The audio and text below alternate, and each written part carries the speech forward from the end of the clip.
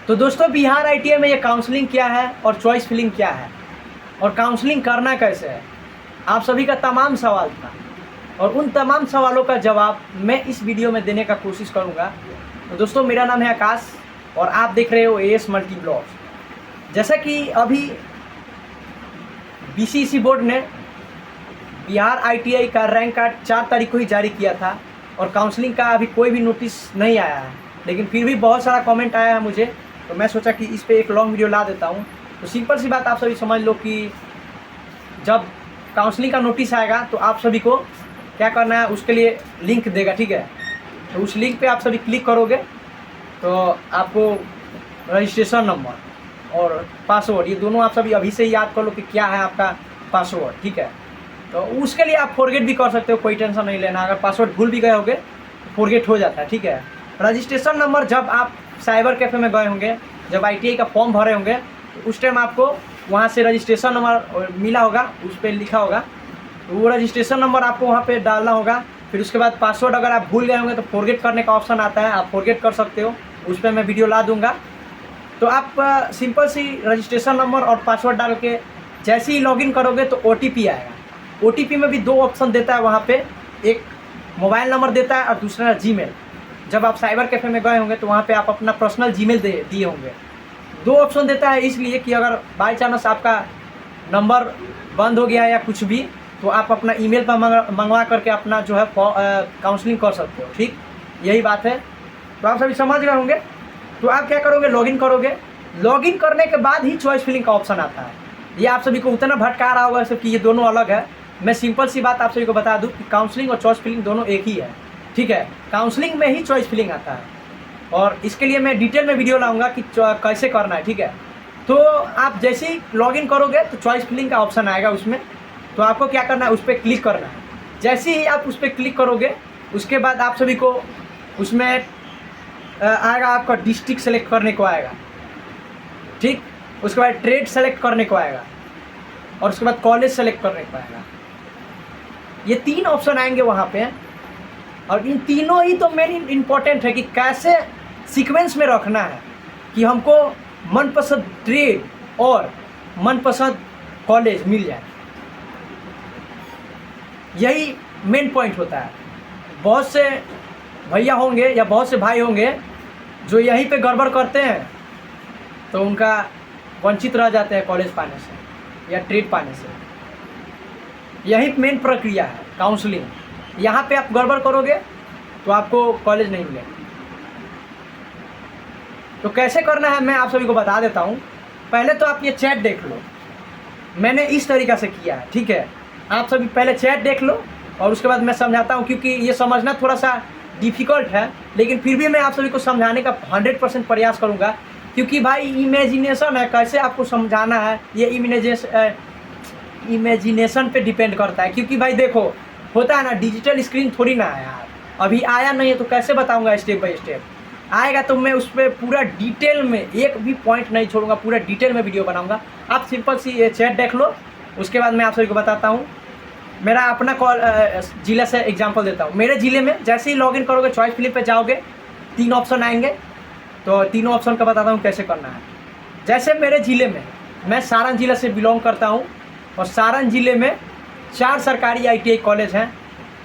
Sonpur ITI college, Marhaura ITI college, Chhapra ITI college, Chhapra जीओबीटी ITI college है, और उसके बाद गरखा आईटीआई कॉलेज हो गया। ये 4 कॉलेज आएंगे और आपको इसमें भी ध्यान रखना है कि सबसे नज़दीक को ही 1 नंबर पर रखना है। जैसे कि मेरा सबसे पास में सोनपुर पड़ता है, तो मैंने पहला नंबर पे सोनपुर रखा था।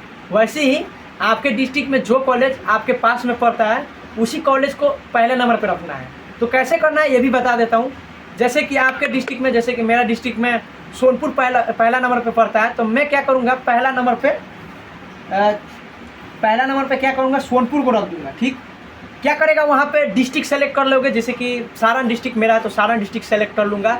जिसका मधुबनी है वो अपना मधुबनी जिला डिस्ट्रिक्ट सेलेक्ट करेगा, जिसका बक्सर है वो बक्सर सेलेक्ट करेगा, और जिसका आरा है वो आरा सेलेक्ट करेगा, ठीक।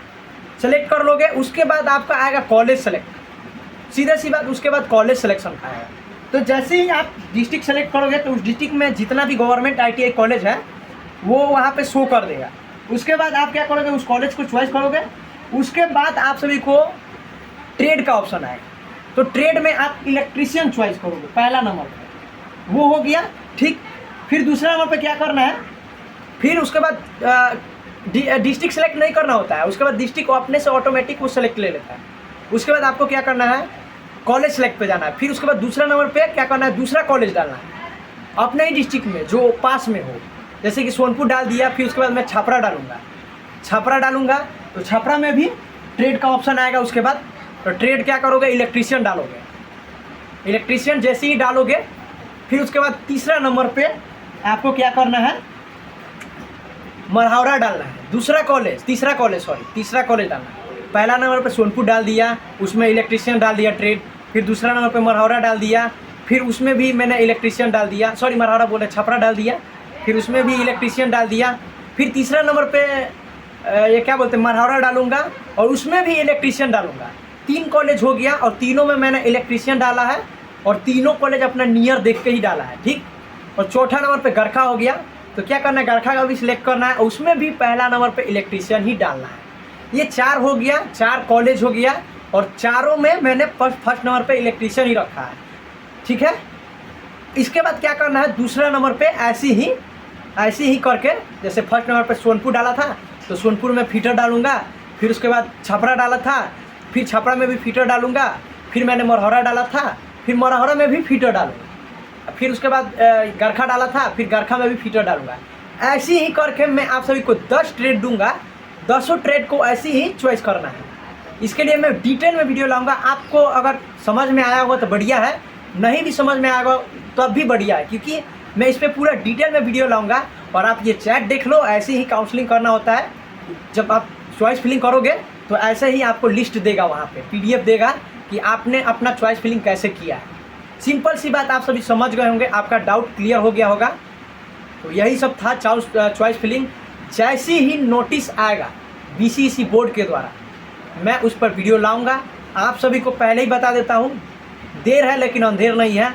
थोड़ा सा टाइम लगेगा क्योंकि इसके पीछे पूरा सेटअप होता है, इसके पीछे पूरा दिमाग लगाना पड़ता है, कैसे समझाना पड़ता है भाई। हाँ, समझाना आसान थोड़ी ना है। तो यही बात है, मैं इस चीज़ को फेस कर रहा हूँ और फेस किया है, 2 साल किया है। तो आप सभी को गलत डायरेक्शन तो नहीं दूंगा, 100% आप सभी को सही रास्ता दिखाने का कोशिश करूँगा। सिंपल सी बात है, इस पर मैं डिटेल में वीडियो लाऊंगा। अगर कुछ भाइयों का ये भी बोल रहे हैं कि भैया चॉइस फिलिंग आप कर दोगे, काउंसलिंग आप कर दोगे, तो मैंने तो बताया ही है वीडियो में कि आप सभी का काउंसलिंग मैं खुद कर सकता हूँ, लेकिन इसके लिए कुछ फी देना पड़ेगा आप सभी को, जिसका मैंने फ़ी रखा है 100 रुपीज़। अगर आप चाहते हो कि मैं आपसे काउंसलिंग करवाना चाहता हूँ या मुझसे, जैसे कि आप अगर चाहते हो कि मुझसे काउंसलिंग करवाना, तो मैं आप सभी का काउंसलिंग करूँगा, ठीक है। उसके लिए मैं अपना कॉन्टैक्ट नंबर दूंगा, आप मुझसे पर्सनली बात कर सकते हो। सिंपल सी बात है। और एक बात कि बहुत से भाई बोलेंगे कि मैं तुमको पैसा क्यों दूँ, मैं अपना साइबर कैफ़े में करवाऊँगा या मैं खुद से करूँगा। बहुत से भैया होंगे कि मैं तुमको पैसा क्यों दूँ भाई, तो उसके लिए भी मैं वीडियो लाऊँगा। भैया आप ये मत सोचो पैसा वैसा, भैया मेहनत लगता है तो कुछ तो होना चाहिए ना भैया। मान लो आपके लिए इतना मेहनत कर रहे हैं तो उसके लिए कुछ तो देना पड़ेगा ना। तो सिंपल सी बात है भैया, अगर आपको भी अगर सोच रहे हो कि मैं खुद से काउंसलिंग करूं, तो मैंने इस पर डिटेल में वीडियो लाऊंगा कि कैसे काउंसलिंग करना है। आप मुझसे करवाओ या मत कराओ, उससे मुझे कोई ये नहीं है। मेरा काम है आप सभी के पास सही इन्फॉर्मेशन प्रोवाइड कराना, तो मैंने कराया है। और भी कुछ डाउट रहता है तो आप सभी मुझसे बेझिझक होकर आप पूछिए। और एक बात मैं आप सभी को बता देता हूँ, बहुत से भाई डॉक्यूमेंट से लेकर के कंफ्यूज होंगे, तो सिंपल सी बात मैंने बताया है 3 डॉक्यूमेंट्स रेडी रखने के लिए। पहला नंबर पे जाति, आय और आवासीय और कैरेक्टर, ये 4 जो है रेडी करने वाला चीज़ है, इसमें अप्लाई करना पड़ता है। और एक भाई का डाउट है कि भैया 10th के बाद कैरेक्टर कहाँ मिलेगा, तो भैया आप अपना कॉलेज में संपर्क कर लो, वहाँ पे कैरेक्टर मिल जाएगा। अगर वहाँ पे नहीं मिलता है तो ये अप्लाई होता है, अगर अप्लाई करना है तो आप अप्लाई कर लो, नहीं तो डॉक्यूमेंट से रिलेटिव मैं वीडियो लाऊंगा। जो बनता है आप बना लो, ठीक है। ये 3-4 सर्टिफिकेट बताया हूँ, इन चारों में जो बन जाता है वो बनवा लो, नहीं बनता है उसके लिए भी मेरे पास उपाय है। टेंशन नहीं लेना भाई, मैं हूँ ना, उपाय है। सो यही सब बात था। आप सभी का डाउट क्लियर हो गया होगा। आप सभी निश्चिंत रहो, पल पल का अपडेट दूंगा। और इस वीडियो को यहीं पे एंड करते हैं। कैसा लगा वीडियो आप सभी कमेंट में मारना। और एक बात कि वीडियो को भैया पूरा वॉच कीजिए, क्योंकि बहुत सारा डाउट आप सभी वहाँ पे पूछते हो यार। यूट्यूब पे आता हूँ तो यूट्यूब पे जवाब दे देते थक जाता हूँ, फिर इंस्टाग्राम पे जाता हूँ तो वहाँ पे भी बहुत सारा एक ही कमेंट कि भैया मेरा इतना रैंक है, कौन सा ट्रेड मिलेगा, कौन सा ट्रेड मिल सकता है। भैया मैंने इस पर वीडियो ऑलरेडी बना चुका हूँ, आप वीडियो को अच्छे से देखिए तब जाके आपको कुछ समझ में आएगा। तो सिंपल सी बात यही था। कैसा लगा वीडियो आप सभी कमेंट में मारना। तब तक के लिए राधे राधे आप सभी को।